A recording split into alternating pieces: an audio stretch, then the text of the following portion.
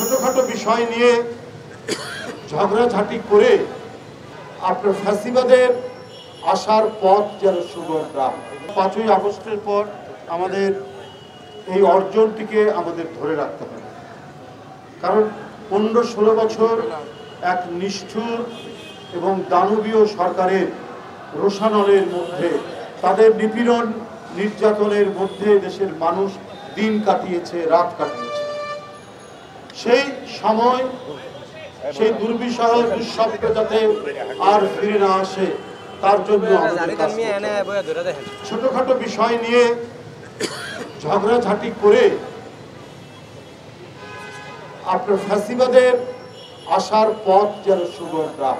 বিচার বিভাগ, আইন, পুলিশ সবকিছু শেখ হাসিনার নিয়ন্ত্রণে রেখে তিনি 16 বছর রাজত্ব করেছেন। এই রাজত্ব ছিল হিংসার রাজত্ব, প্রতিহিংসার রাজত্ব, রক্তপান করার রাজত্ব। এই রাজত্ব ছিল এক শেখ হাসিনা, তার ছেলে, তার মেয়ে, তার ভাগনা ভাগ্নি, তাদের কায়েম করা রাজত্ব। এর বাইরে কেউ টু শব্দ করতে পারবে না। সেইটারই পুনরাবৃত্তি যদি আপনারা না চান, তাহলে সবাইকে কমপক্ষে কয়েকটা মিনিমাম আন্ডারস্ট্যান্ডিং এর মধ্যে আসতে হবে, এসে কাজ করতে হবে। সেটি যদি না করতে পারেন তাহলে আবার উকি দিতে পারে ফ্যাসিবাদ, ভয়ঙ্কর আওয়ামী ফ্যাসিবাদ। আমরা অন্তর্বর্তীকালীন সরকার নিঃসন্দেহে একটি নিরপেক্ষ সরকার। যে হাসিনা, আমি বলবো কতখানি দ্বিচারী হতে পারে, কতখানি প্রতারক হতে পারে,